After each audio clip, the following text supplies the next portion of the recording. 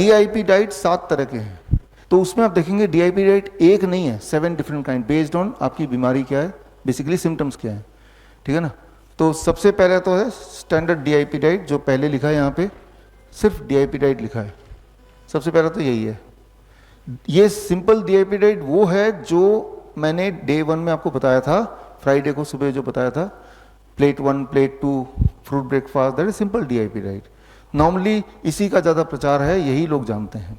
लेकिन जो ज़्यादा बीमार हैं, आप में से कुछ लोग हैं जिनकी इंसुलिन हम छुड़ा नहीं पाए या अभी अभी छूटा ही है, ब्लड शुगर फिर भी थोड़ा हाई रहता है, राइट, तो उनके लिए हम बोलते हैं कि इसकी जगह पे DIP circadian DIP diet. Circadian DIP diet क्या है? डीआईपी डाइट माइनस, पढ़िए इसमें, प्लेट 2 इन डिनर, यानी कि डिनर वाला शाम वाला जो खाना है उसमें प्लेट 2 यानी कि कुक्ड फूड हटा दिया गया है। यानी कि पूरे 24 घंटे में कुक्ड फूड कब खा सकते हैं आप? दोपहर को खा सकते हैं एक ही बार। तो भाई डिनर में हम क्या करेंगे? प्लेट 1 सैलेड, क्वांटिटी बेशक डबल कर लो, आप 4 गुना कर लो, राइट, टोटल खाना जितना भी खा सकते हैं, पेट उसी से भरना है, राइट। तो ये सर्केडियन डीआईपी डाइट आप में से अधिकतर लोगों को हमने टिक किया होगा, इसका ये मायने है। इसके बाद आता है कुछ लोगों को हमने डीआईपी डाइट माइनस प्लेट 2 यानी कि रॉ डीआईपी डाइट टिक किया होगा। रॉ डीआईपी डाइट किनको लेना है? जिनके माउथ अल्सर है, माउथ कैंसर है, जिनके स्टमक में अल्सर है, पेट में, जिनको कोलाइटिस है, कोलोन की दिक्कत है, जिनको मान लो यूटीआई है या पाइल्स है, तो ये फूड पाइप में कहीं भी जख्म है तो आपको अपना प्लेट 2 पूरी तरह से कुछ दिनों के लिए बंद करना पड़ेगा, जब तक कि वो जख्म हील ना हो जाए।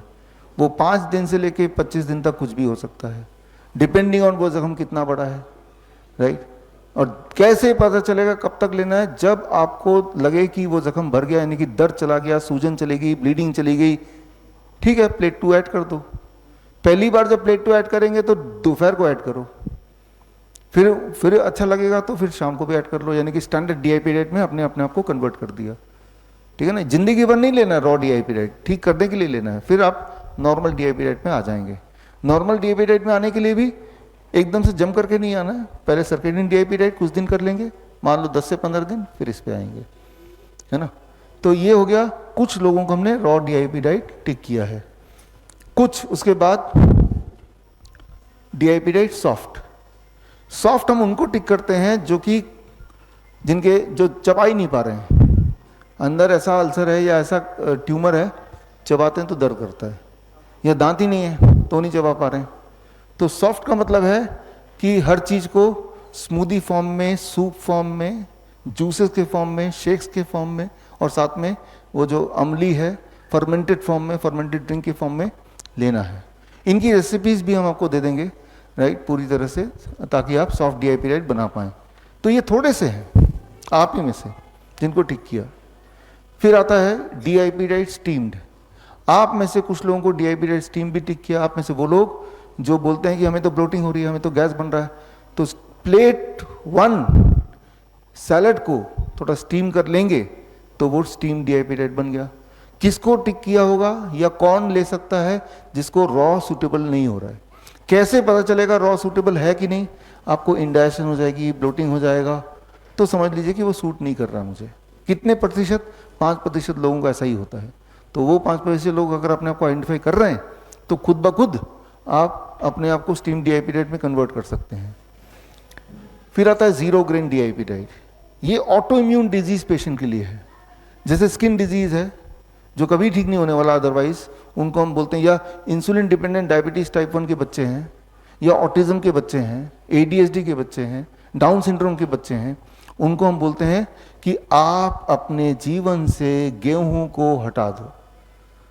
इवन हम बोलते हैं कि जीवन से मिलेट्स को भी हटा दो, ग्रेन्स को ही हटा दो। तो करना क्या है? तो करना है कि रोटी कैसे खाएंगे? तो 0 ग्रेन रोटी खाओ। तो 0 ग्रेन रोटी, 0 ग्रेन आटा बनाओ। वो कैसे बनाएंगे वो आपको सिखाया था? सिखाया, राइट। उसका वीडियो भी आपको दिया होगा, नहीं दिया तो दे देंगे। तो वो बनाओ, तो याद रखिए, हम में से कुछ लोगों को मैंने पहले भी बताया था, गेहूं जिसके अंदर ग्लूटिन नाम का एक प्रोटीन होता है, वो हमें ऑटो इम्यून ट्रिगर कर देता है कुछ लोगों में।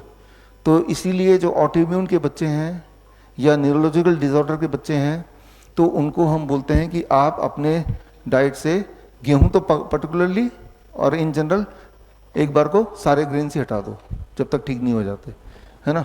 तो इसे कहते हैं जीरो ग्रेन DIP डाइट। जैसे डायबिटीज़ टाइप 1 हो गया, कुछ इंसुलिन डिपेंडेंट पेशेंट को भी हम बोलते हैं, अगर इंसुलिन हम छुड़ा नहीं पाए 3 दिन में, कि कुछ दिनों के लिए आप अन्न छोड़ दो, क्योंकि अन्न ग्रेन्स ब्लड शुगर एब्रप्टली बढ़ा देता है, तो उसको छोड़ दो। ऐसा अन्न में कुछ है नहीं कि उसको छोड़ने से आपको कोई डेफिशिएंसी हो जाएगी। फ्रूट्स वेजिटेबल तो ले ही रहे हैं, राइट। तो इसलिए तो वो कुछ लोगों के लिए है, तो उनको हमने टिक किया है। फिर आता है एक आखिरी nitric oxide DIP diet. Nitric oxide DIP diet क्या है कि जब ये खास तौर पे हम बोलते हैं जो insulin dependent diabetes type 1 type 2 patients को, कि इंसुलिन हम पूरी तरह नहीं छुड़ा पाए, ब्लड शुगर हाई जा रहा है, या जिसका भी ब्लड शुगर हम कंट्रोल नहीं कर पाए, वो मैंने आपको बताया भी था। DIP डाइट स्टैंडर्ड वाला ही है, लेकिन दिन में 3 बार पत्ते खाने हैं। कितना पत्ता खाना है और कौन सा पत्ता खाना है? जितना बॉडी वेट है, मेरा बॉडी वेट 70 kg है, तो 70 ग्राम पत्ते पूरे दिन भर में मुझे खाना है। 70 ग्राम कौन से पत्ते? मूली के पत्ते, पान के पत्ते, धनिया के पत्ते, पुदीना के पत्ते, पालक के पत्ते, सलाद पत्ता, कई सारे पत्ते होते हैं, करी पत्ता, नीम का पत्ता भी हो सकता है। 3-4 तरह के पत्ते ले लिए जो एक्सेसिबल है, अवेलेबल है, उसको 70 ग्राम मैंने देख लिया। उसका 1/3 लिया खाली पेट सुबह खा लिया, 1/3 लिया लंच से पहले खा लिया, 1/3 लिया डिनर से पहले खा लिया। तो ये है, आपने 3 खुराक ले ली इंसुलिन की जगह, है ना। क्योंकि छोटे बच्चों को जैसे इंसुलिन डिपेंडेंट 3 बार तो क्या 4-4 बार इंसुलिन लगते हैं, फिर भी ब्लड शुगर कंट्रोल नहीं होता।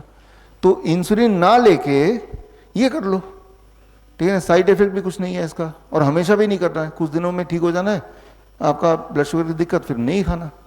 तो this is called as nitric oxide DIP diet. तो इस तरह से हम अपने सूझबूझ से आपके लिए क्या सूटेबल होगा वो हमने टिक करके दे दिया। अब लेकिन आपको मैंने साथ में एक्सप्लेन किया तो आपको और समझ आ गया कि क्यों दिया। तो उसके क्यों के हिसाब से आप खुद भी चाहे तो ये देख सकते हैं कि कौन सा आपको ज्यादा सूटेबल है, तो अदला बदली भी करके देख सकते हैं विच इज मोर सूटेबल। बड़ी से बड़ी बीमारी का आसान से आसान इलाज घर बैठे ही हो सकता है। अधिक जानकारी के लिए कांटेक्ट करें nearest Dr. BRC Clinic @ home।